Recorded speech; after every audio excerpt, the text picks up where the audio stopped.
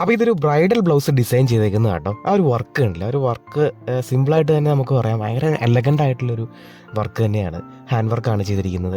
അതിൻ്റെ ഒരു പ്രത്യേകത എന്താണെന്ന് വെച്ചാൽ ആ ഒരു വർക്കിൻ്റെ ഒരു ഫ്ലോ കണ്ടില്ല, അത് നമ്മൾ വെർട്ടിക്കലിയാണ് ചെയ്തിരിക്കുന്നത്. അപ്പോൾ ഇതിൻ്റെ ഒരു ഐഡിയ എന്ന് പറയുന്നത് കസ്റ്റമറിൻ്റെ ഒരു ഐഡിയ ആയിരുന്നു. അവർക്ക് ആ ഒരു വെർട്ടിക്കലായിട്ട് തന്നെ ഒരു പാറ്റേണിൽ ചെയ്യണമെന്ന് തന്നെ. അപ്പം ആ ഒരു ശരിക്കും പറഞ്ഞാൽ നമ്മൾ എല്ലാവരുടെ കൂടി ആലോചിച്ച് ഡിസ്കസ് ചെയ്തിട്ട് ചെയ്തൊരു ഡിസൈനാട്ടോ.